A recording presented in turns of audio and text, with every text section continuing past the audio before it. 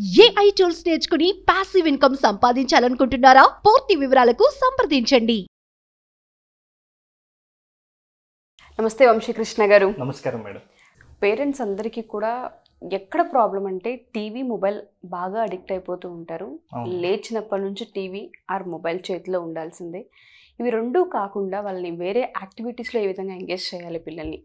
And కొన్ని సందర్భాల్లో మేము లేకపోయినా సరే ఈ రెండు ఆప్షన్స్ని చూస్ చేసుకోవద్దు, ఇంకా దేన్నైనా వాళ్ళు చూస్ చేసుకునేలా ఉండాలి. అలా టిప్ ఏమన్నా ఇవ్వగలరని అడిగే వాళ్ళు ఉన్నారు, వాళ్ళకి మనం ఏం చెప్పచ్చు? అవును మేడం, యాక్చువల్గా ఈ మొబైల్ ఎక్కువ వాడకం అనేది కరోనా తర్వాత నుంచి ఎక్కువ వాడుతున్నారు. అవును. కాబట్టి ఈ అడిక్షన్ని నేను ఒక చిన్న విషయం చెప్తాను మేడం. ఇప్పుడు ఫర్ ఎగ్జాంపుల్ చాలామంది పిల్లలకి రీజన్ చెప్పకుండా వాడకూడదు అని చెప్తే వాళ్ళు ఖచ్చితంగా దాన్ని వాడతారు. ఇప్పుడు ఫర్ ఎగ్జాంపుల్ నేను అక్కడ చూపించి మేడం ఒక 1 minute మీరు అటు రైట్ సైడ్ చూడకూడదు అని చెప్పాను అనుకోండి, నా వల్ల కాదు, ఆటోమేటిక్గా చూసేస్తారు, ఏముందో అని చూసేస్తారు. కానీ ఎందుకు చూడకూడదు రీజన్ చెప్పండి. అంటే ఇప్పుడు అక్కడ చూడకూడదు, అక్కడ లైటింగ్ ఎక్కువ ఉంది, మన ఐస్ చెడిపోతాయని ఒక రీజన్ నేను చెప్తాను అనుకోండి, అప్పుడు దాన్ని చూడకుండా కంట్రోల్ చేసుకోగలుగుతారు. చాలా మంది ఏం చేస్తున్నారంటే మొబైల్ వాడకూడదు అని చెప్తున్నారు, కానీ ఎందుకు వాడకూడదో చెప్పట్లేదు. వాళ్ళకి దగ్గర కూర్చోబెట్టి చెప్పాలి. ఈ మొబైల్ యాప్స్ ఎలా డిజైన్ చేయబడి ఉంటాయంటే మనం అక్కడ టైం గడపడం కోసం కొంతమంది కొన్ని లక్షలు పెడుతున్నారు, అంటే మన టైంని అక్కడ తీసుకుంటున్నారు. యాక్చువల్గా ఇండియాలో ఉన్నటువంటి యూత్ కానీ ప్రతి ఒక్కరు కూడా వాళ్ళ మీద వాళ్ళు టైం ఇన్వెస్ట్ చేసుకుంటే ఆటోమేటిక్గా ఇండియా నెంబర్ 1 కంట్రీ అయ్యేది. కానీ మన యాప్స్ ఎలా డిజైన్ చేయబడి ఉంటాయంటే చాలామంది యూత్ ఎక్కడ టైం స్పెండ్ చేస్తున్నారంటే మొబైల్లో ఆ యాప్లలోనే సమయాన్ని గడిపేస్తున్నారు. గేమ్స్ కావచ్చు, యూట్యూబ్ కావచ్చు, గేమ్స్ కావచ్చు, రకరకాలుగా. సో అలా చేస్తున్నారు. మన బ్రెయిన్లో ఎలా ఉంటుందంటే ఆ యాప్స్ చూసేటప్పుడు లేకుంటే ఆ గేమ్ ఆడేటప్పుడు మన బ్రెయిన్లో డోపమైన్ అనే హార్మోన్ రిలీజ్ అవుతుంది. అది ప్రతిసారి అదే పని చేయాలి అని మనం ఎంకరేజ్ చేస్తుంటుంది లోపల. అందుకని మీ టైంని ఇలా కిల్ చేస్తున్నాయి కాబట్టి వీటికి దూరంగా ఉండండి అని చెప్తే అప్పుడు ఓహో అని వాళ్ళు రియలైజ్ అవుతారు. అప్పుడు వాళ్ళు కొంత ఇప్పుడు ఫర్ ఎగ్జాంపుల్ మొత్తానికి అయితే మానరు, ఎంతో కొంత వాళ్ళు మాన్పించే ప్రయత్నం అయితే స్టార్ట్ అవుతుంది. సో ఇప్పుడు పాయింట్కి వద్దాం మేడం. అంటే మీరు అడిగిన క్వశ్చన్ అంటే సమ్మర్లో పిల్లల్ని ఎలా ఎంగేజ్ చేయాలి. ఫస్ట్ వచ్చేసి పిల్లల్ని మార్నింగ్ వాకింగ్కి తీసుకెళ్ళాలి. ఎందుకంటే ప్రతిరోజు స్కూల్ టైంలో మార్నింగ్ 7-7:30 అంటే ఆ హడావుడిలో పిల్లలు బయటికి వెళ్ళరు, వాకింగ్కి అటు ఇటు వెళ్ళరు. కాబట్టి పేరెంట్స్ దగ్గర ఉండి మార్నింగ్ వాక్ తీసుకెళ్ళాలి. ఇలా తీసుకెళ్ళడం వల్ల అంటే ఓన్లీ ఆ వాకింగ్ పర్పస్ కాకుండా పేరెంట్స్ మిగతా వాళ్ళతో మాట్లాడుతున్నప్పుడు ఎలా కమ్యూనికేట్ చేస్తున్నారు, మిగతా వాళ్ళని ఎలా విష్ చేయాలి, గుడ్ మార్నింగ్, గుడ్ ఆఫ్టర్నూన్ ఎలా చెప్పాలి, వాళ్ళు మన మాటలకి ఎలా రెస్పాండ్ అవుతారు, మనం వాళ్ళతో ఎలా మర్యాదగా మాట్లాడాలి అనేది పేరెంట్స్ నుంచి పిల్లలు నేర్చుకుంటారు. కాబట్టి మీరు మార్నింగ్ వాక్కి వెళ్ళేటప్పుడు ఆ నేచర్ని ఎలా ఎంజాయ్ చేయాలి, మిగతా వాళ్ళతో ఎలా మాట్లాడాలి, ఇలా చేయడం వల్ల హెల్త్కి ఎలాంటి బెనిఫిట్స్ ఉన్నాయనే విషయాన్ని పేరెంట్స్ పిల్లలతోటి చెప్తుంటారు, కమ్యూనికేట్ చేయాలి. ఇంకోటి ఏంటంటే మీరు అన్నట్టుగానే ఆ మార్నింగ్ వాక్లో తెలియకుండా పేరెంట్స్ కానీ పిల్లలకి మధ్య కనెక్షన్ ఉంటూ ఉంటుంది. అండ్ మాతోనే ఉన్నారు అన్న తెలియకుండానే ఆ లవ్, ఆ కేర్ కూడా కనిపిస్తూ ఉంటుంది. కమ్యూనికేషన్ బాగా డెవలప్ అవుతూ ఉంటుంది. అండ్ దాంతోపాటు హెల్త్కి సంబంధించి కావచ్చు చాలా విషయాలు నేర్చుకునే అవకాశం ఒక మార్నింగ్ వాక్లోనే ఉంటుంది. ప్రతి పేరెంట్స్ కూడా పిల్లల్ని అక్కడ పట్టుకోగలిగితే హీరోస్ అవుతారు పిల్లలు. నెక్స్ట్ వచ్చేసి ఒకవేళ మార్నింగ్ వాక్ తీసుకెళ్ళొచ్చు, లేదంటే పార్కుకైనా తీసుకెళ్ళొచ్చు. పార్కుకి తీసుకెళ్తే అక్కడ వాళ్ళకి ఆ పర్యావరణం అనేది అర్థమైపోతుంది. అంటే ఒక మైండ్ఫుల్నెస్ వస్తుంది పిల్లలకి, దాని త్రూ ఎంజాయ్ చేయగలుగుతారు నేచురల్. సెకండ్ పాయింట్ వచ్చేసి పిల్లలకి ఆర్ట్ అండ్ క్రాఫ్ట్ అంటే చాలా ఇంట్రెస్ట్ ఉంటుంది. అంటే కత్తెరతోటి ఆ పేపర్స్ ని కట్ చేయడము, లేదనుకుంటే ఆ బాటిల్స్ ని కట్ చేసి ఇంకా కొత్తగా ఏమైనా డిజైన్ గా తయారు చేయడము, ఇట్లాంటివంటే పిల్లలకి చాలా ఇంట్రెస్ట్ ఉంటుంది. అంటే వాళ్ళు అక్కడ గడిపే సమయాన్ని కూడా వాళ్ళు పట్టించుకోకుండా అలాగే ఆ సమయం వెళ్ళిపోతుంటుంది. దాంతో ఏమైతుందంటే పిల్లలకి క్రియేటివిటీ డెవలప్ అవుతుంది.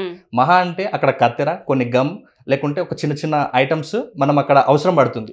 వాటిని పిల్లలకి ఇప్పిస్తే ఆ డే మొత్తం కూడా వాళ్ళు ఆర్ట్ అండ్ క్రాఫ్ట్ లో చాలా బిజీగా ఉంటారు. అండ్ ఇంకోటి ఏంటంటే తల్లులు అందరికీ చెప్పాల్సిన విషయం, పిల్లలు కత్తెర పట్టుకున్నా ఏదైనా బాటిల్స్ తీసినా ఇల్లు గలీజ్ అయిపోతుంది అని ఆపేసే ప్రయత్నం చేస్తూ ఉంటాం.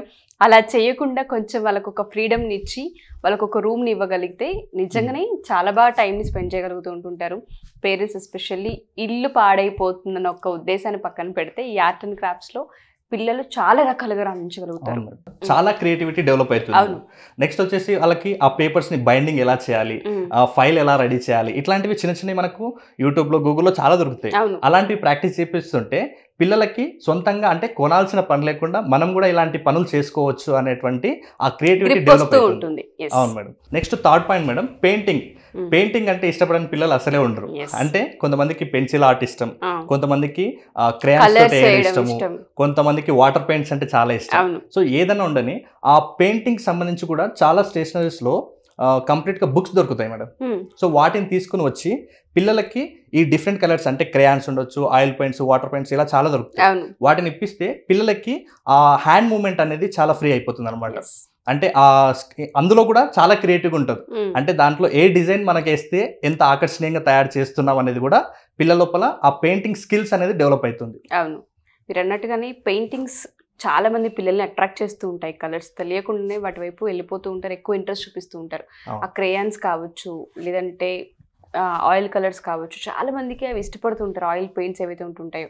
బట్ పేరెంట్స్ వీటిని కొంచెం మీరు అన్నట్టుగా ప్రతి పాయింట్ని కూడా చాలా క్లీన్గా అబ్జర్వ్ చేసి కనుక వాళ్ళ ఫ్రీడమ్కి వదిలేయగలిగితే ఈ మొబైల్, ఈ టీవీ అండ్ దాంతోపాటు ఇంకా ఏదైనా సరే అడిక్షన్స్ ఉంటే వాటి వైపు ఫస్ట్ మనసు వెళ్ళదు, వీటిపైన చేయి తిరుగుతూ ఉంటుంది, వాళ్ళకి అర్థమవుతూ ఉంటుంది. అండ్ కలర్స్ పైన కావచ్చు, పిక్చర్స్ పైన కావచ్చు, నాలెడ్జ్ కూడా పెరుగుతూ ఉంటుంది.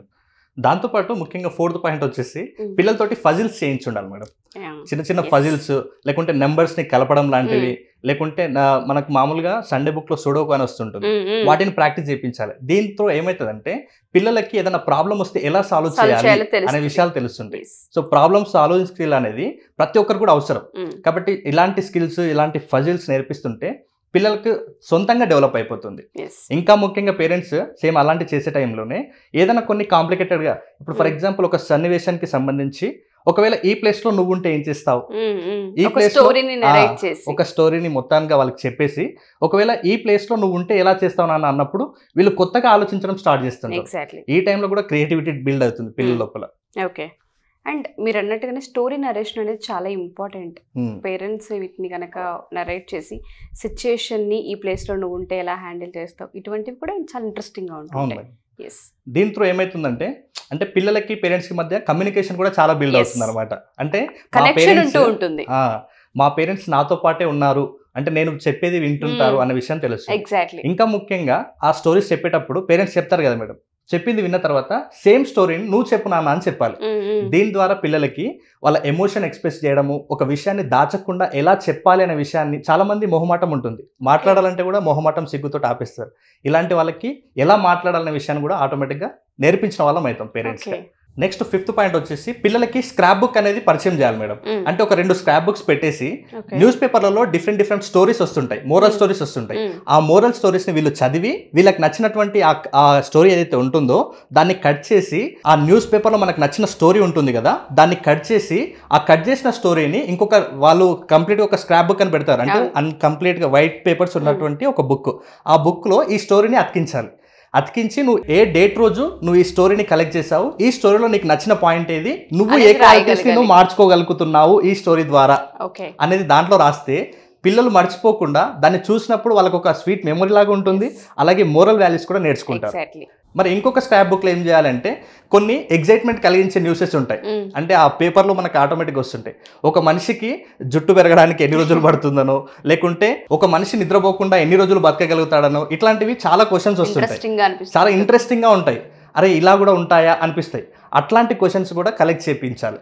దీంతో ఏమైతే వాళ్ళకి ఇలాంటి విషయాలు ఉంటాయని తెలుస్తాయి. తర్వాత ఆటోమేటిక్గా వీళ్ళ లోపల కూడా ఆ జనరల్ నాలెడ్జ్కి సంబంధించినటువంటి డాటా చాలా పెరుగుతుంది అనమాట.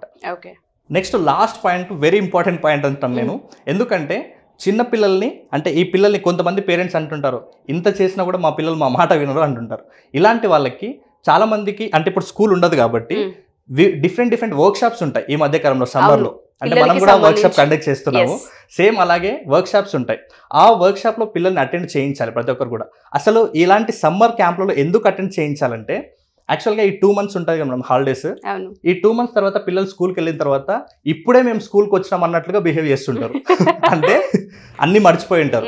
కొంతమంది చిన్న పిల్లలు అయితే ఆలు, పదాలు, వంటలు, టేబుల్స్ అన్ని మర్చిపోయి ఉంటారు. అదేంటి లాస్ట్ ఇయర్ చదువుకున్నాం కదంటే ఈ 2 months లో వీళ్ళు సరదాగా గడిపే ఈ సమయంలో స్టడీస్ ని కంప్లీట్ గా పక్కకు పెడతారు, అవాయిడ్ చేసేస్తారు. వీళ్ళు స్కూల్కి వెళ్ళినప్పుడు ఆ ఎన్విరాన్మెంట్ మళ్ళీ అలవాటుగానికే 1 month టైం పడుతుంది. ఆ 1 month టైం అవ్వక ముందుకే మళ్ళీ యూనిట్ టెస్ట్లు వస్తుంటాయి, అంటే ఎగ్జామ్స్ వస్తుంటాయి మళ్ళీ. అయితే వీళ్లకు ఆ స్టడీస్ దూరం అవ్వకుండా ప్రతిరోజు కూడా ఒక 2 గంటలు ఇలాంటి క్యాంపులలో జాయిన్ చేయించి ఇలాంటి స్కిల్స్ డెవలప్మెంట్ చేయిస్తే మేము స్టడీస్కి ఇంకా దగ్గరగానే ఉన్నాము, అంటే స్టడీస్ మా నుంచి దూరం లేదు అన్నట్లు ఆ ఫీల్ వస్తుంది.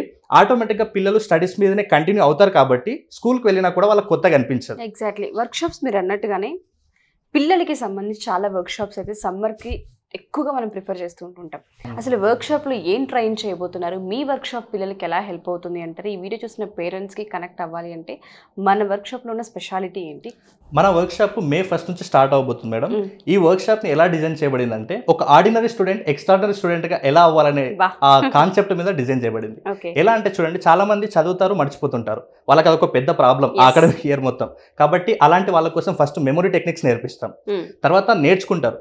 కానీ ఇంకా ముఖ్యంగా చాలా మంది విద్యార్థులు సిలబస్ కంప్లీట్ అవ్వదు, ఎందుకంటే వాళ్ళకి చదివే స్పీడ్ తక్కువ ఉంటుంది. అలాంటి వాళ్ళ కోసం స్పీడ్ రీడింగ్ ఉంటుంది. సరే స్పీడ్గా చదివిర్రు, నేర్చుకున్నారు, నెక్స్ట్ రాయడం కూడా ఇంపార్టెంటే కాబట్టి హ్యాండ్ రైటింగ్ స్కిల్స్ కూడా నేర్పిస్తున్నాం. అయితే ఈ 3 కూడా వచ్చినప్పుడు ఒక స్టూడెంట్కి కొంచెం కాన్ఫిడెన్స్ వస్తుంది. ఇంకా లైఫ్లో క్లాస్లో ఎదుగుకుంటూ వెళ్ళిన తర్వాత చాలా మందికి ముందు ఎలాంటి కోర్సెస్ ఉంటాయో తెలియక ఆగిపోతారు. అలాంటి వాళ్ళ కోసం కెరీర్ గైడెన్స్, ఇంకా ముఖ్యంగా చాలా మంది డబ్బు సంపాదిస్తారు కానీ దాన్ని ఎలా మేనేజ్ చేయాలో తెలియదు, ఎలా మేనేజ్ చేయాలి, ఎలా ఇన్వెస్ట్మెంట్ చేయాలనేది చాలా మందికి తెలియదు. అలాంటి వాళ్ళే అప్పుల పాలవుతుంటారు. ఫైనాన్షియల్ నాలెడ్జ్ కూడా ఇచ్చే అవకాశం ఉంటుంది మన వర్క్షాప్ లో. అవును మేడం, అంటే చాలా మందికి ఈ చిన్నప్పటి నుంచి అలవాటు చేయాలి అనే ఉద్దేశంతో మనీ మేనేజ్మెంట్ కూడా ఉంటుంది. ఇంకా ముఖ్యంగా చాలా మందికి చాలా చిన్న చిన్న విషయాల పట్ల వాళ్ళకి డిజబిలిటీ ఉంటుంది, అంటే లెర్నింగ్ డిజబిలిటీస్ ఉంటాయి.